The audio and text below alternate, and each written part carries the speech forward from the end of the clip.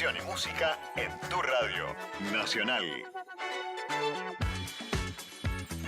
Bueno, y vamos a hablar ahora con Eugenia Orlicki. Ella es coordinadora de transparencia y relevamiento de Argentinos por la Educación, porque queremos saber, ¿no?, cuáles son las expectativas de los jóvenes al terminar el secundario, porque según un informe del Observatorio de Argentinos por la Educación, 8 de cada 10 jóvenes quieren seguir estudiando, pero solo la mitad lo hace. Eugenia, buenos días.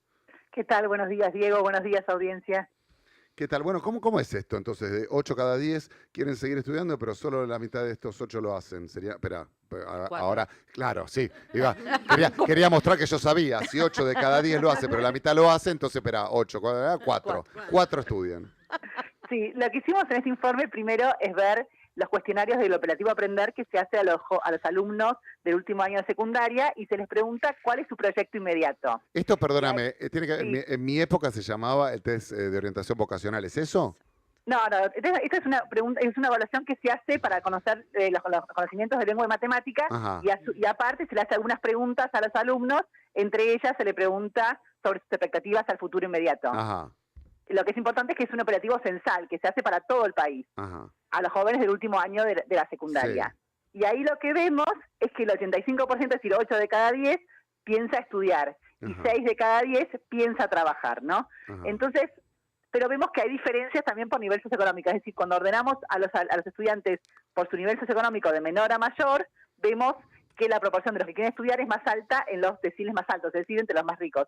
Los pobres, digamos, quieren estudiar el 72% y los de los deciles más altos el 95%. ¿Pero eso por qué sería? ¿Porque no quieren o porque piensan que no pueden acceder?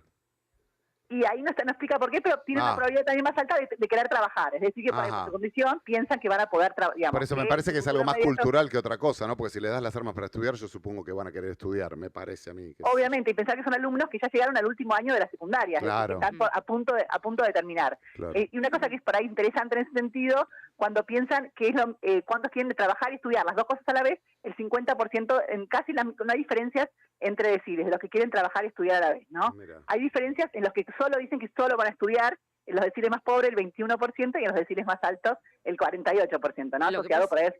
Sí. Eugenia, lo que pasa es que también imagino que ese sector, ¿no? Quizás como vos decís más pobre, también está trabajando ahora probablemente, está sosteniendo o acompañando a una familia. Entonces las posibilidades de estudiar quizás son un poco más lejanas. Claro, exactamente, y por eso es muy alta su probabilidad también de trabajar y estudiar, ¿no? Lo ve como que tiene que ir acompañado y solo estudiar es muy bajo respecto al otro, digamos, al otro sector. Y después lo que hacemos es avanzar y ver qué pasa con los jóvenes de 19 a 25 años, en qué situación están, digamos, en base a datos de las cuentas permanentes de hogares. Y ahí de vuelta vemos para el total y los ordenamos a las jóvenes por su nivel de ingreso. Sí. Lo que primero vemos es que hay un 26% que no termina el secundario, ¿no? Que en ese rango de edad de 18 a 25 todavía está en el secundario o lo abandonó. Hay un 26% que todavía no terminó el secundario. Entonces vamos a ver qué pasa con el otro 74% que terminó el secundario, ¿no? Que eran los que tenían estas expectativas. Entonces, en ese caso vemos que para el total el 51% trabaja y el 51% estudia, ¿no? Es decir, que hay un 16% que es importante que no estudia ni trabaja a nivel total, ¿no? Después hay un 33% que solo estudia y hay un 33% que solo trabaja y un 18% que trabaja y estudia. ¿Se acuerdan que habíamos dicho que era un 51% que quería trabajar y estudiar? Y hay un solo 18% que lo logra. ¿Todavía existe el ni, digamos, el ni estudia ni trabaja, digo, en estas condiciones? Sí. Y sí, hay un grupo de esos llamativos, ¿no? Que los que terminan secundaria, hay un grupo, obviamente después dentro del secundario incompleto es más alto, pero de que no estudia trabajo. Pero cuando nos metemos por nivel de ingreso, cuando ordenamos de vuelta a estos jóvenes por nivel de ingreso, vemos justamente que estos ni se concentran en los deciles más bajos, es decir, entre los más vulnerables. Sí. O sea que vamos a... Sí. No, que digo, la expectativa de trabajo, de estudio, o las ganas o no, va muy emparentada con el nivel socioeconómico, entonces. Sí, en ese sentido las expectativas en general son altas para todos los jóvenes. Después lo que cambia es la posibilidad de concretarlo, ¿no? En ese sentido, la posibilidad de concretarlo está más asociado, justamente nosotros consultamos a especialistas y nos dicen eso, ¿no? Tratar de romper que no sea un condicionante, ¿no? Claro. Para poder lograr sus expectativas en nivel socioeconómico. Claro. Y esto de no concretar, ¿también tiene algo que ver con la frustración de los primeros años cuando uno empieza a estudiar? Porque quizás empiezan pero no pueden continuar o no pueden terminar lo que tienen ganas de hacer. Claro, exactamente, sí, es la frustración y también el poder compatibilizar, ¿no? Como vemos, el trabajo con el estudio, ¿no? Porque Claro. muchas veces, en ese sentido, digamos, hay que compatibilizar las dos actividades. Es muy difícil. La realidad es que estudiar y llevar una carrera cuando tenés finales o vos ves a los pibes estudiando es muy, pero muy difícil, más allá de que tengas días de estudio. Sí.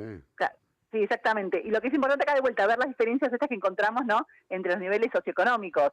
Porque en ese caso vemos también que es importante la entrada al mercado de trabajo, porque el nivel socioeconómico más bajo, a pesar de haber terminado la secundaria, solo el 26% de los jóvenes trabajan, mientras que en el nivel más alto el 70%, ¿no? En este rango de edad, ¿no? Entonces es decir que ya está también es más difícil entrar, ¿no? En los niveles socioeconómicos más bajos al mercado de trabajo en los primeros años. ¿Y qué dicen también esta encuesta que ustedes hacen en cuanto al acceso? Porque me imagino que no es tan fácil acceder a estudiar a las personas que no viven cerca de las grandes ciudades donde están las universidades. Sí, exactamente. Igual, los resultados son para los aglomerados urbanos, ¿no? La EPH se hace en los principales aglomerados urbanos, es decir, que esa gente que está viviendo, ¿no? En los aglomerados urbanos donde hay acceso, digamos, a universidades y a institutos terciarios también. Bueno, sí. Y se sabe, por ejemplo, no sé, me imagino que hay muchos también que empiezan y terminan abandonando porque dicen no es lo que quería. ¿Sigue estando esa duda? Porque hoy en día hay un montón de carreras y un montón de opciones, muchísimo más que antes, me parece, porque empiezan con las tecnologías y demás. Y está esta duda, ¿no? Si elegí bien, si no elegí bien, empiezo, termina. ¿Hay un relevamiento de eso, más o menos? ¿Cuántos van dejando? ¿Cuántos van cambiando de carrera? Sí, en este caso puntualmente no lo hacemos, pero lo que es importante que vemos es que a los 25 años, en el nivel socioeconómico más alto, ya hay un 16% graduados. Mirá. Y en el nivel más bajo, un 1%. Es decir, que ya la brecha, digamos, que es muy difícil, los que empiezan en los niveles socioeconómicos bajos, terminar en tiempo y forma, no la facultad, mientras que los que empiezan, digamos, en nivel socioeconómico más alto, lo logran hacer, ya a los 25 años hay un porcentaje muy alto de graduados. Claro. Y sí, esta incompatibilidad del poder trabajar, insisto, ¿no? El poder sostener 12 horas, 9 horas de trabajo, viaje, más lo que significa estudiar y tener el tiempo para poder estudiar materias complejas hace esto complejo. Sí, claro. Está muy emparentado las posibilidades. Sí. Que tengas económicas con el estudio, lamentablemente. Bueno, estamos hablando con Eugenia Orlicki, ella es coordinadora de Transparencia y Relevamiento de Argentinos por la Educación. Muchísimas gracias, Eugenia. No, muchísimas gracias a ustedes siempre por el interés en la educación. Un beso grande, hasta luego. 8:30 de la mañana. Nacional Noticias. El país en una sola radio.